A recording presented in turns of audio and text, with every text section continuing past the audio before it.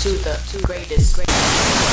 Hey, you know JayRay got girls here going way, way, way, way, way, way.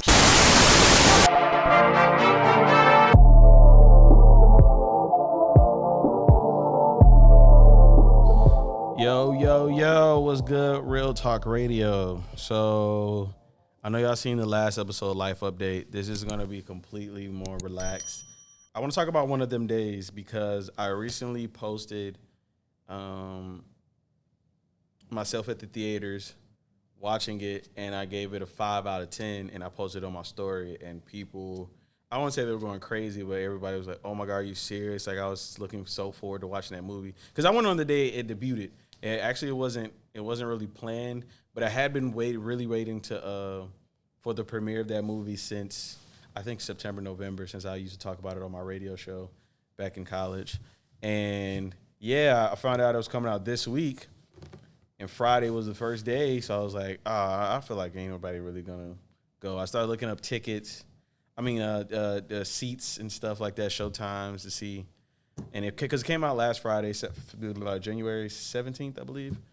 And when I bought my tickets, when I initially was planning on buying the tickets, like it looked like the theater was empty. So I bought my tickets in advance, which I never do that ever. But I just knew I was probably going to be late, which I was. So I bought them online so we can just go straight to the movie. So I went with a friend. We got there kind of late. And I'm going to break it down to you guys why I gave it a 5 out of 10. It really wasn't terrible. Like, despite the score, it really wasn't terrible. I was grading it from a cinematic perception. Not like Kiki was terrible, SZA was terrible for her first debut. Because that's one of the reasons I really wanted to go watch it. One being because it's like the first black female dynamic duo within the black movie space that we've ever seen. So I wanted to see what it would look like, and how they would do. 2 is SZA's debut, and I've always been interested in music artists, like going outside the box of, because I know they're still within the art realm, but aside from music, I like seeing them test their skills, or some just really want to, grow their brand or take these opportunities, financially wise and just image wise. But some people can actually act like Tupac, I've recently been watching All Eyes on Me. Cause that story I just didn't know that much about Tupac, and I didn't get to see it back in 2017. So I've been watching it on Netflix since, your boy ain't really got to. I work for Cumulus, obviously, but I don't have like a full-time job right now. So I'm really just tapping into my freelance editing business and trying to make things happen with the radio station, which they've been giving me a little bit of opportunity. So we'll see where it goes from here. Y'all know from the Life Update podcast, a lot of opportunities have been thrown at me. I've kind of calmed down, simmered down, and kind of made a sound decision on what I want to do. But enough about that. Let's get into one of them days. So one of the biggest reasons I gave it a 5 out of 10. Let's start with. Let me start like this. Clap it up. I gotta stand up. I need to stand up and applause because that I'm not gonna lie. That was history in the making of a movie that really focuses on black women, the power of black women, the life of black women, and the perception versus the biases of a black woman's life or women in general. When we usually see movies about a woman, and let's be honest, it's always usually a Hispanic woman close to somewhat American, or all white Caucasian woman. If there's a leading role, movie role for a woman or something like that, whatever I'm trying to say. I'm a little sleepy, y'all, so stay with me.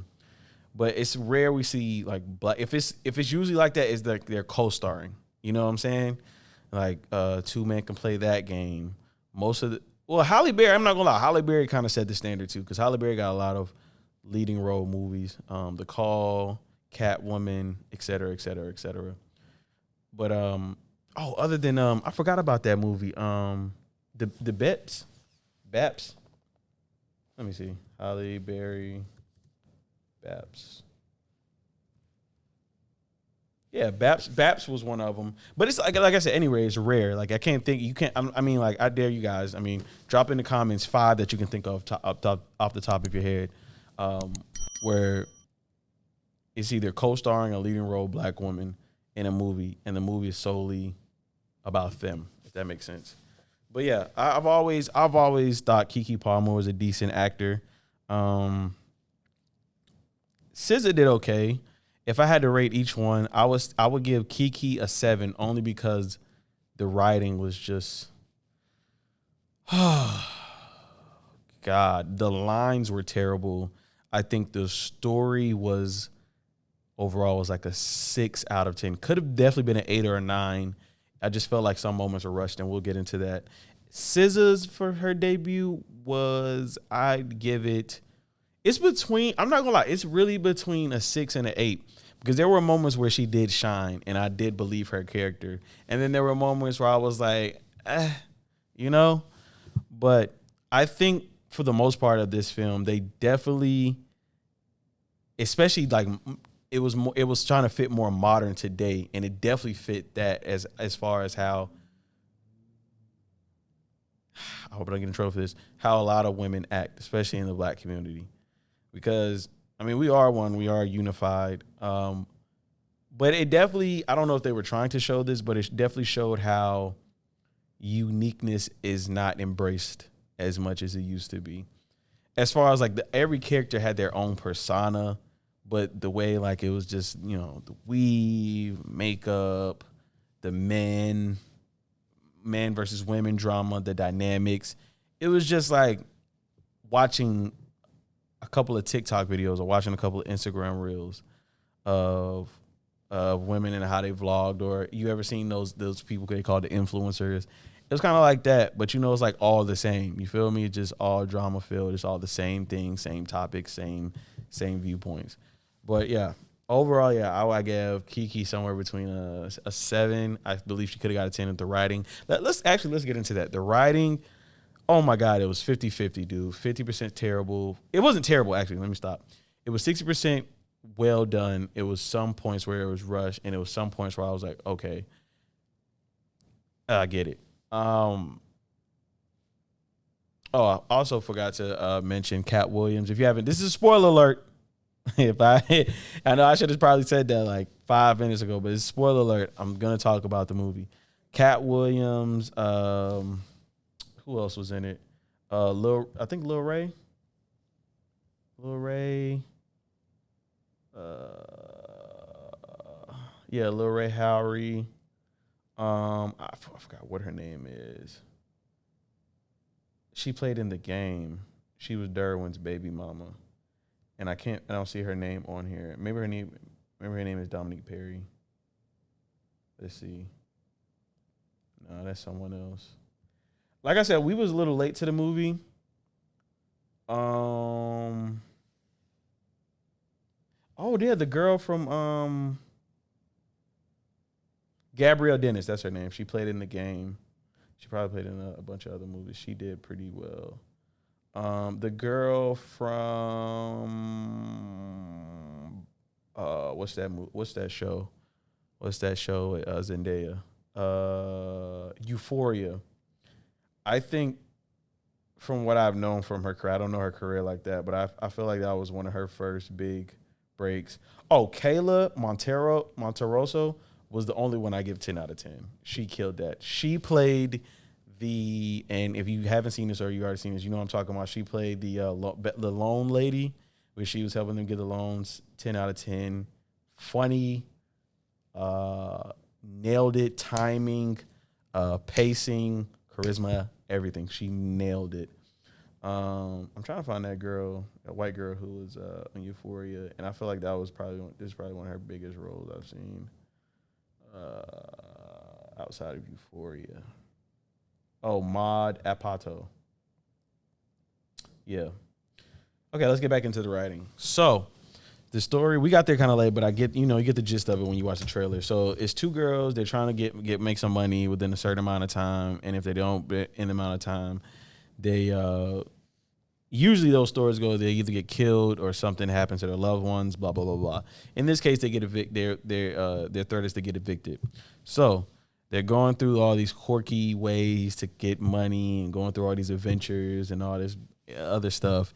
And throughout it, you get to learn the characters a lot deeper, who they are, their background, their dreams, their goals, their weaknesses, their strengths, and their bond.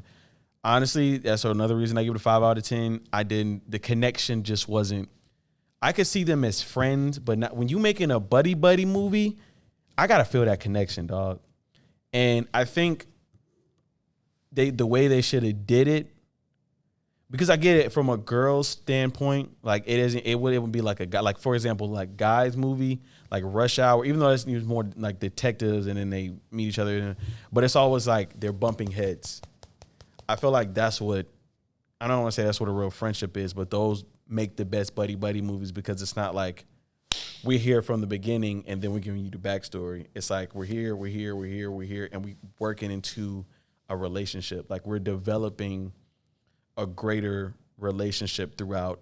Well, for most of those movies, like I'm trying to think of another one. Like the only one I can think of is Men in Black.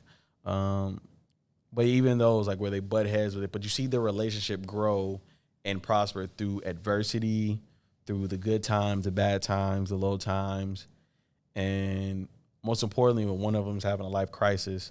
In this case, I guess Kiki was that person, because I think she was she's working at the diner. She works as a diner throughout this movie, and she was trying to get like an office job, like a corporate job. And obviously the odds are stacked against her, which I love that part of the movie where they kind of show not only, men have to go through this, which is also a stereotype because not all black people go through this, but that women go through, hard times too, living in the ghetto, living in the projects, having to do it on their own. I love that part of the movie too, having to be like, she wasn't a single mother or anything, but she didn't have a boyfriend or partner at the time. She didn't have her parent take care of her. She just had her and her roommate. And, it's tough, especially in the economy today. So I love that aspect of it. But her character was pretty cool. I just felt like the writing could have been better. Mostly the lines. I like the story. And I'll get into the rushed part of the stories in a bit. Let's break down SZA's character. I love SZA's character fit her look, and I think who she is for what she could do for her first time acting, if that makes sense. So her character is more of a girl just trying to find her way through life, doesn't really have a job, kind of leans on her passion, which is art, but obviously it hasn't taken off yet. She's still in her amateur stages of it, and it's kind of like she's kind of like a sitting duck, not necessarily lazy and won't go out and get stuff on her own until her brand grows, but it's more like, she's just kind of figuring out life day by day, which is totally understandable, and it fits her character. You know what I'm saying? And she's kind of like the thinkless friend, not dumb, but, sometimes doesn't think it through. But in the end, when you think about it, it's a 50% chance that it will work out. But a lot of people won't take that chances. That's her. I mean, one example was, her grabbing some Jordans off. You know how people throw the shoes on the little electric lines on the electricity poles. Her climbing up there, getting that, and then getting electrocuted. But that was like a risk of getting those Jordans. But you needed the money also. So, the downfall is you could fall and die, bust your head, or be paralyzed, or you could get electrocuted, or you can get the Jordans and nothing happens. You can retrieve the Jordans and nothing happens.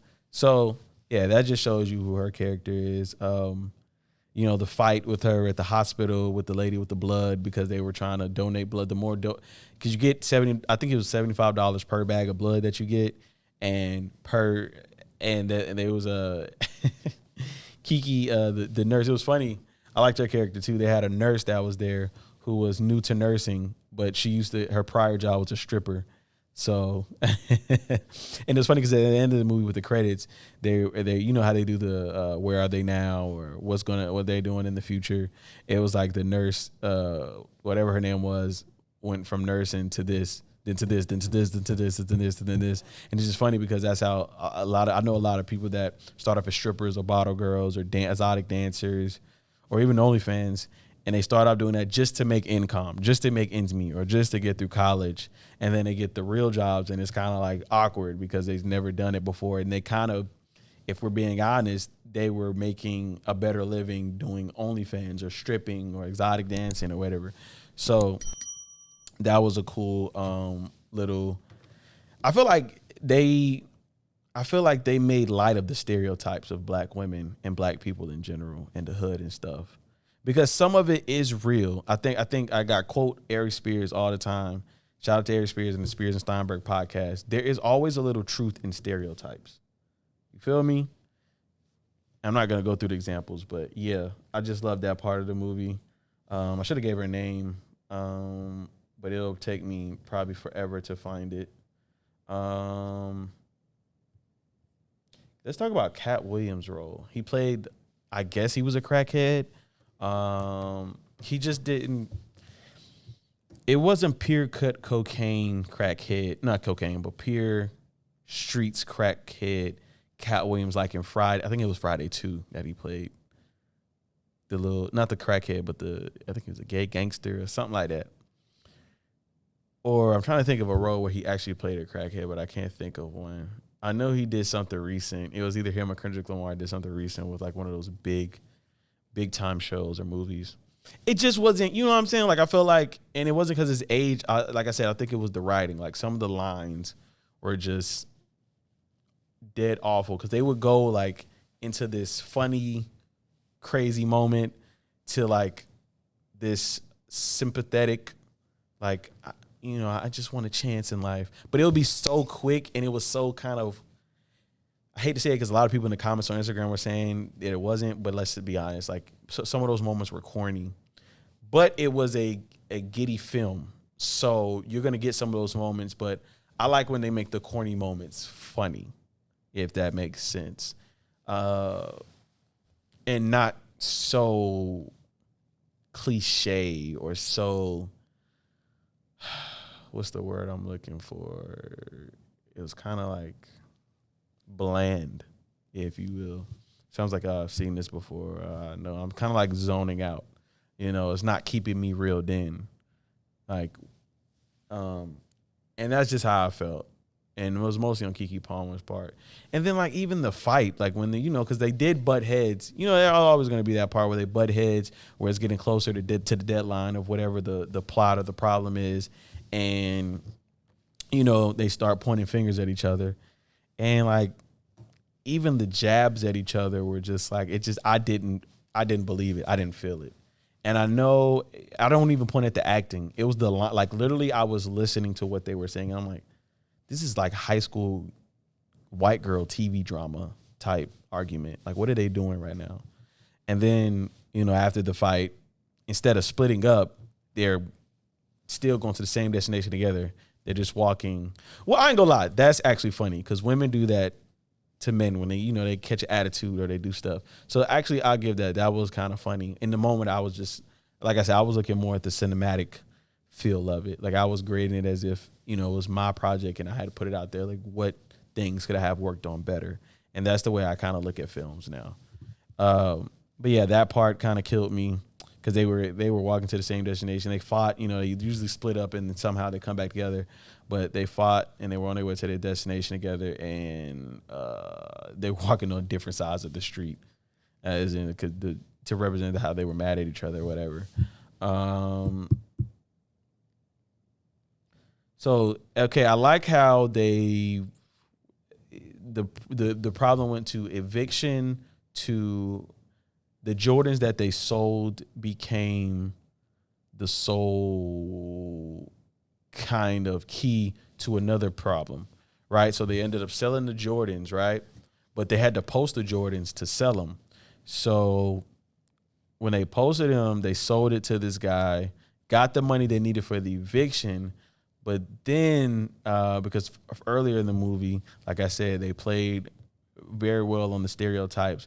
So SZA had a guy she was messing with who was representing the niggas that ain't shit Just gonna put it out there and say that because he was messing with another girl by the name of her character was Bernice, and I believe she was played by Aziza Scott. Did pretty well. I believed it. I believe the part where, she was kind of like an airhead, but she was like the baddest in the hood. But she was also like kind of ghetto and mean in some way, shape, or form. But she get any man she wants, and she used her body and whatever to flaunt that her sexual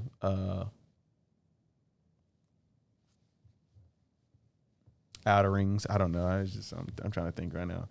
But she used her sexual fensui to get the guy that was allegedly messing with SZA. They weren't dating, but they were just messing with each other. He wasn't loyal, so he went with Bernice. And then they tried to, at one point, they were trying to get the money that SZA, because, there's another play on how some women are dumb and in love or dumb for a dude. They'll give dudes money just for no reason, even when they ain't got no money.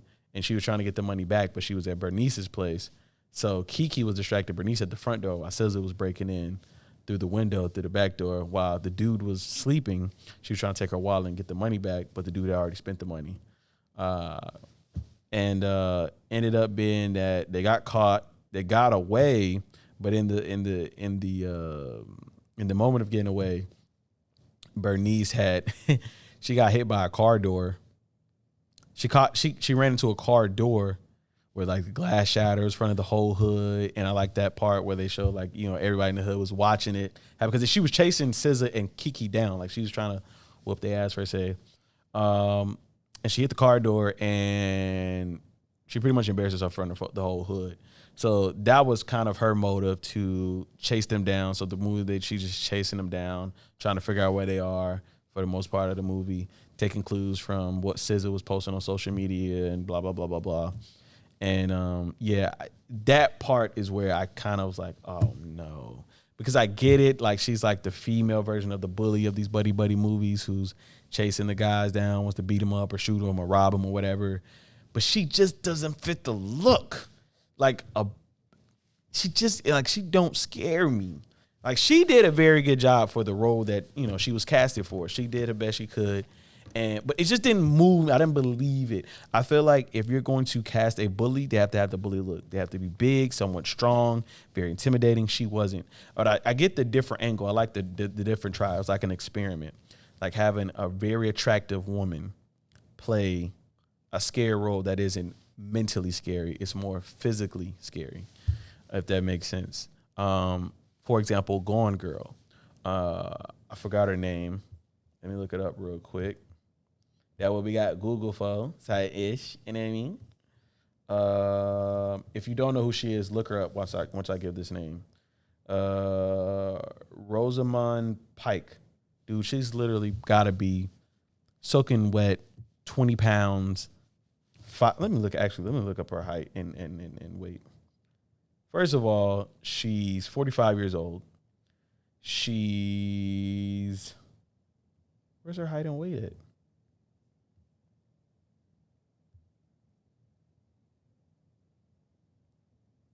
Brilliant actor, by the way. Oh my gosh, where's her height and weight? Okay, hold on. Height and weight. She's 5'8", so she's my height. They probably gave her some inches. She don't look that tall. And if I had to guess her weight, she's somewhere between 120 and like 140. Not even probably 140, maybe just 120, 110 and 120. But the role she played in Gone Girl was more psychiatric. Like you were scared of her because she was so smart. She knew how to manipulate everything. She knew how to do things in a way like the cops you couldn't frame her. She was always 10 steps ahead. And she could break you without breaking you physically. Literally, she killed one person the whole movie, including herself. That's how mentally scary, psychiatric, that's how intimidating she was. This was different for Bernice and Aziza, what's her name? Aziza Scott. This was kind of like they were trying to cast somebody like a Debo, I didn't believe it, really didn't get it. Even when she finally caught up to him and she fought him and beat him up, which I like that part of the movie too because they usually don't show that. something corny usually happens, like she gets hit by a car, she gets shot or something, or she gets arrested or something, and we don't get to see her harm them, but she did. I also love the part where during that fight, I think Kiki was Bernice Aziza Scott, who plays Bernice, who's played through Aziza Scott, had finally caught up to them, found them, but Kiki was in the middle of their interview. Remember, she was trying to get her work office space, and SZA was outside just waiting, and Bernice caught SZA, and she was outside slapping SZA around, and right at the end of the interview, they're walking Kiki out because she landed. She pretty much nailed it. So they're pretty much telling her she's the best qualified interviewer they've met so far. So there's a great chance she might be getting the job. But there's glass door, and you can see SZA getting smacked up, and it's just they're making this big scene outside, and you can hear it through the glass. And eventually, it's funny because one is a white guy, older white guy, and one is a black woman. And the black woman is initially the one who decides that, because Kiki eventually she tries to run from it, because her name is Drew, and at first she tries to deny, it's like, oh, no, I'm not with them, I don't know who those people are outside, and then SZA's yelling, Drew, help, and then Kiki obviously admits to it, finally comes to truth with them, and is like, please, but this is not who I am. This is just a situation that just happened today. And the lady's like, I can't, like, this is not who we thought you were 20, 30 minutes ago during the interview. If this is you, we cannot hire you. We set a standard here, wherever. And you are representation of that, whether you're in office or out of office. And it was a little judgment, unfair judgment upon that. Because Kiki, I'm gonna say that Drew, who's playing Kiki, who's playing Drew, was kind of telling the truth. That wasn't an everyday thing. So that happened. And now going back to the plot change. Oh my God, don't even get me started, So they got evicted, but the Jordans they sold was owned by one of the biggest gangsters in the hood, like one of the most dangerous guys, named Lil Momo. He didn't fit the look. He had the voice. He didn't fit the look. So they had to get the money to him by midnight. So they decided to sell all of SZA's art with the help of the white lady, who I love that part of the movie, the white girl. What I say her name was?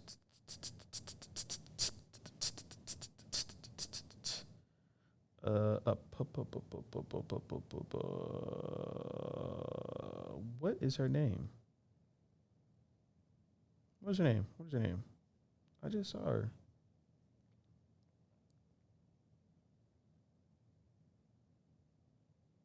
Oh, Maud Apoptu.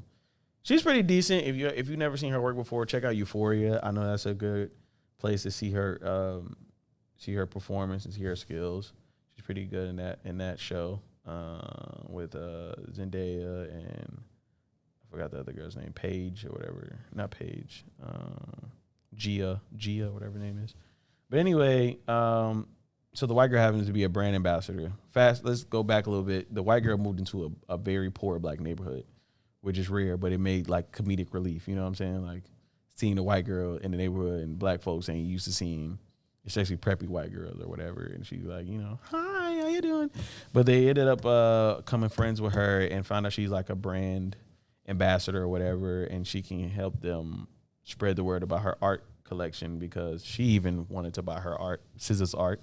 And they throw this art gallery in the middle of the projects, and they're helped by the neighbors and stuff like that. But they end up, and the good part is they end up making the money. But Lil Momo becomes impatient. He shows up even before midnight, and honestly, he just probably wants his money and he wants to kill them both. Let's just keep it a buck. So, then there's the part where SZA, who plays Alyssa, comes with the idea, let's not give him the money. Blah, blah, blah, blah, blah. They figure out a way to try to get away from him. They don't get away from him. He ends up getting knocked out. Then there's like the apartment that they got evicted from, which they were about to get back, ends up burning up. So then the firefighters come, and then, Kiki finds her love. Alyssa has her epiphany moment, and she has her growth moment where she cuts off the guy that was messing with Bernice that beat him up, or the guy that wasn't for her. Was one of the main reasons they couldn't get money, or the problems they were having throughout the movie. And I'm trying to think what else, bro. That was it. And then yeah, of course, like Lil Momo made it out, and I love that part of the twist where they saved Lil Momo from the fire because they could have got away. He was already knocked out when the house fire started or whatever, but they saved him, and then he was arrested by the loan officers because he owed the loans or whatever. That from the beginning of the movie, you got to watch it to see it, and that was the end. Oh yeah, and then they just so happened to move in with one of their neighbors. So yeah, that's about it. That's why I give it a 5 out of 10. Let me know what you guys think off of, my breakdown of the movie. There was a lot more I could have broke down, but the movie, I just didn't like it enough to break it down. Because I always want to do one of these movie breakdown reviews, but I think this is a great start going into 2025. As this wasn't one of my favorite movies, but it was fresh off, you know what I'm saying? Like I saw it 2 days ago, and I feel like the algorithm hopefully hits this video and helps grow my podcast, since I'm doing this like 2 days literally after. And I'm seeing online, people still haven't seen it yet, so why not give people something to look at? But also, this is for the people that also were asking why I gave it a 5 out of 10 on Instagram, on my film Instagram, not my Real Talk Radio Instagram. And speaking of that, I want to thank you guys for watching. Make sure you like, comment, subscribe if you're watching this on YouTube. You listen to audio platforms, man. Hit that download button, share. Let me know what you think in the comments. Instagram, real.t.radio. TikTok, and I don't know if they're going to ban it again or not, but if they decide to keep it open for the rest of eternity, that is real.t.radio. No. Real Talk Radio with 2 O's. See, I already forgot. It banned one day and I already forgot. I hope you guys like this type of content. Let me know what you think in the comments. Also email me realtalkradio626@gmail.com, dog. You feel me? Please, no. Let me go back. Listen, it don't take but 2 seconds to go to your email. I said in the last episode, bro, I'm not expecting a whole paragraph. I'm not even expecting a professional hi, Jared, comma, space,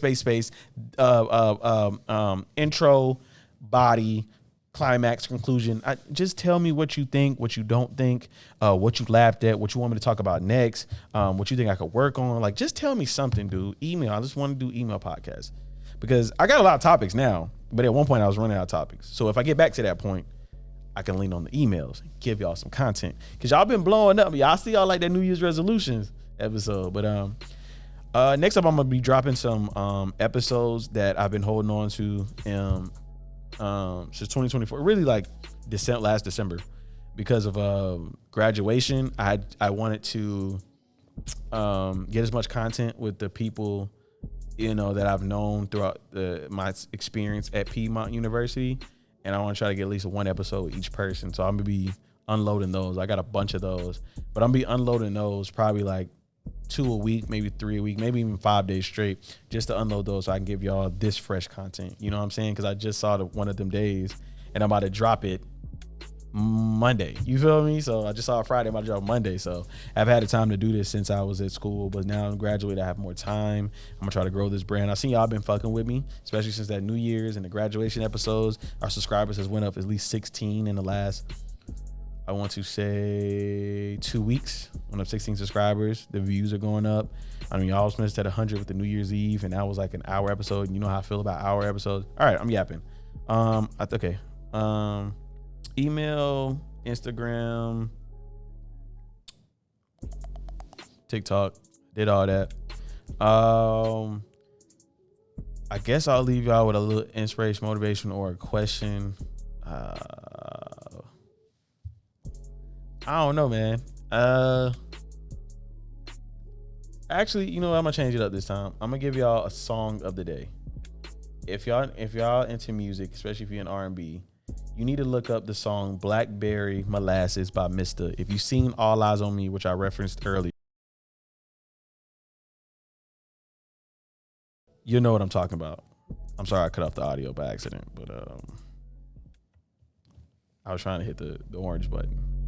But anyway, you know what I'm talking about. Mr. Blackberry Molasses by Mr. Mista. It's a really great song. It's a song I've been having on replay for a long time, and it talks about the struggle with being. It talks about mental health, like not mental health. Let me go back. It's about going through hard times and having to, because everybody tells you just go through it. It's brighter days, but sometimes in those moments, man, those moments can really suffocate you.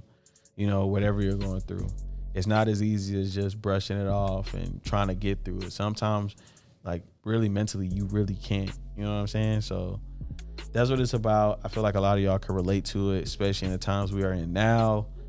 Just wanted to share that with y'all. I'm trying to switch it up, like giving y'all motivational quotes every time and pulling something out of my ass or giving y'all some stupid ass question and just sharing with y'all more of me and who I am and a lot of stuff I feel like y'all should look at to understand me or listen to understand me. Whatever. I don't know.